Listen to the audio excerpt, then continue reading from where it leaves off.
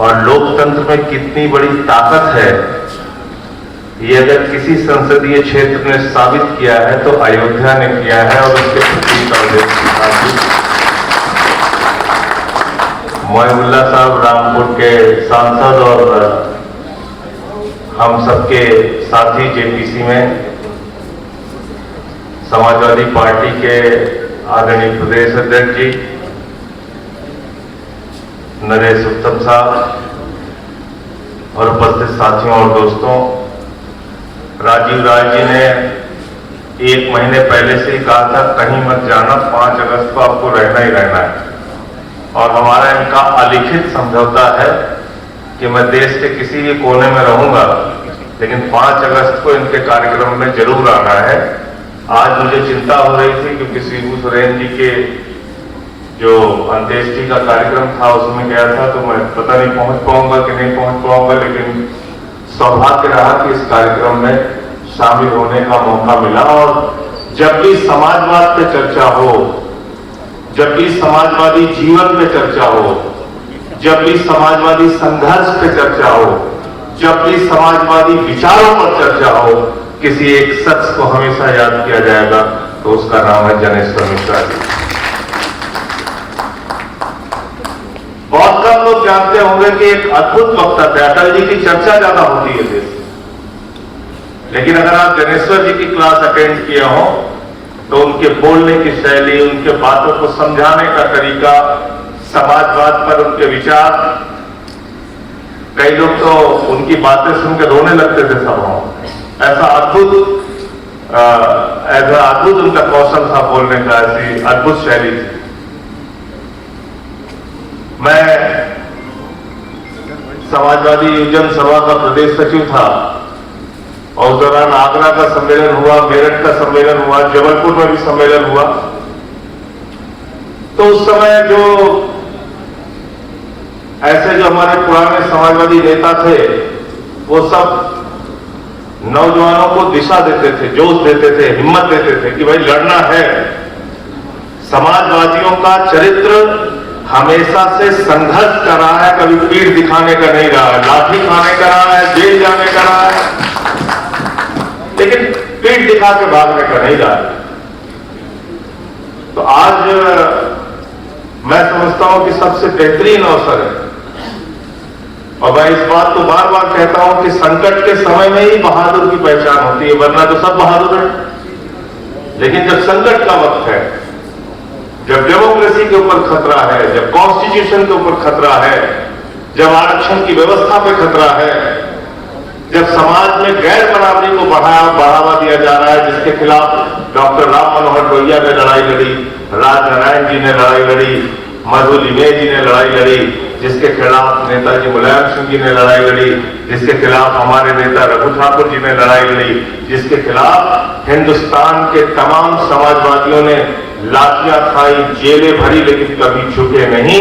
मैं कहना चाहता हूं कि आज गैर बराबरी का आकलन अगर आप करेंगे तो आज गैर बराबरी का आलम यह है कि चंद व्यक्ति हैं जिनके पास लाखों करोड़ की संपत्ति है और करोड़ों लोग इस देश के हैं जिनके पास खाने के लिए पैसा नहीं है, 2 वक्त की रोटी नहीं है। और ये हमारी सोच है, ये समाजवाद की व्यवस्था है जो गैर बराबरी को मिटाने की बात करती है। और पूरी दुनिया में मैं दिल से इस बात को मानता हूं कि समाजवाद से बेहतर कोई व्यवस्था हो नहीं सकती। जब तक समाज में गैर बराबरी है, समाजवाद की लड़ाई जारी रहेगी। जब तक समाज में भेदभाव है, समाजवाद की लड़ाई जारी रहेगी। जब तक समाज में छुआछूत है, समाजवाद की लड़ाई जारी रहेगी। और गैर बराबरी का आलम क्या है और किस तरह से सरकार की नीतियां बन रही है। अभी उत्तर प्रदेश की अगर हम लोग बात करें, सरकार ने फैसला किया 5000 सरकारी स्कूल बंद करेंगे। कुल 27,000 सरकारी स्कूल बंद करने की योजना है। कहां के स्कूल बंद किए जाए? जाके देखिए उन गांवों में जहां दलितों के बच्चे पढ़ते हैं, पिछड़ों के बच्चे पढ़ते हैं, मजदूर के बच्चे पढ़ते हैं। मैं गया जौनपुर के स्कूल में और वहां एक मजदूर खड़ा होकर कहने लगा ये स्कूल बंद हो गया, अब हम क्या करें? हमने कहा कितने बच्चे थे आपके? बोले 3 बच्चे थे, तीनों इस स्कूल में पढ़ते थे। मैंने कहा थे। मैंने कहा क्यों? कहने लगा सुबह अपने बच्चों को स्कूल में छोड़ के जाता था, मेरी पत्नी घर का काम करती थी, मजदूरी करके जब मैं वापस आता था तो सीधे घर आता था और बच्चों को स्कूल से लाने की जिम्मेदारी मेरी पत्नी की होती थी। अब मैं 3 किलोमीटर अपने बच्चे को छोड़ने नहीं जा सकता, मेरी पत्नी 3 किलोमीटर रोज दूर बच्चों को लेने और फिर वापस वहां से लेकर आ नहीं सकती, इसलिए हमने इसकी पढ़ाई बंद कर दी। ये एक घटना बता रहा हूं, ऐसे हजारों घटनाएं हैं। आप बताइए कि अगर उन बच्चों को पढ़ाई नसीब नहीं हो रही तो कौन जिम्मेदार है? कौन जिम्मेदार है? सरकारी शिक्षा की ओर कोई ध्यान नहीं, सरकारी अस्पतालों की ओर कोई ध्यान नहीं। मोमबत्ती से ऑपरेशन हो रहा है, मोमबत्ती से। तो कुल मिलाकर मुख्तार साहब आ जाते हैं तो हम लोगों का फ्लो ही बिगड़ जाता है बोलने का।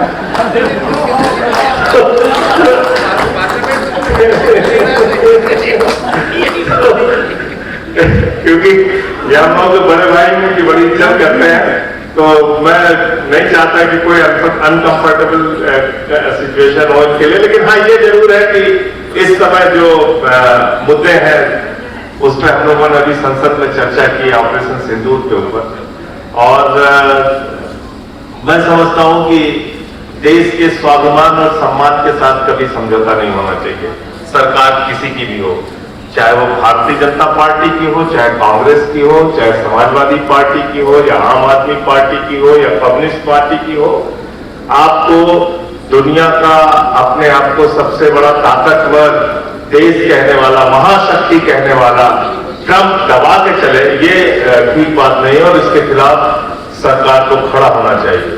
और मैं समझता हूं कि अगर जनेश्वर जी जैसे लोग होते और हमारे वो तमाम पुरोधा समाजवादी नेता लोग होते तो शायद इन मुद्दों पे और मजबूती से अपनी बात देश के सामने रखते। मैं सिर्फ इतना कहना चाहता हूं आज के इस मौके पर कि आपका ये जो कार्यक्रम है, हर वर्ष आप इस पर आयोजन करते हैं। जो विचार गोष्ठियों का कार्यक्रम है उसका भी एक सिलसिला शुरू कीजिए जनेश्वर जी के नाम पे। अब उनकी एक पाठशाला शुरू कीजिए, समाजवाद की एक पाठशाला शुरू कीजिए, क्योंकि देखिए जब तक लोग पढ़ेंगे नहीं, विचारों से जुड़ेंगे नहीं, परिवर्तन नहीं होगा। मुझे राजनीति के शुरुआत में ही मुलाकात हो गई रघु ठाकुर जी से, खांटी समाजवादी आदमी, कभी जीवन में किसी चीज से समझौता नहीं किया, अपने सिद्धांतों पे खड़े रहे। उन्होंने पढ़ाया लोहिया जी को, उन्होंने पढ़ाया गांधी जी को, उन्होंने पढ़ाया अंबेडकर को, उन्होंने पढ़ाया कि गैर बराबरी के खिलाफ कैसे खड़े होना है, और तभी उस रास्ते पे हम लोग आगे बढ़ रहे हैं। मैं फिर से एक बार सर झुका के जनेश्वर जी को अपनी श्रद्धा सुमन अर्पित करता हूं, अपनी श्रद्धांजलि अर्पित करता हूं। बहुत बहुत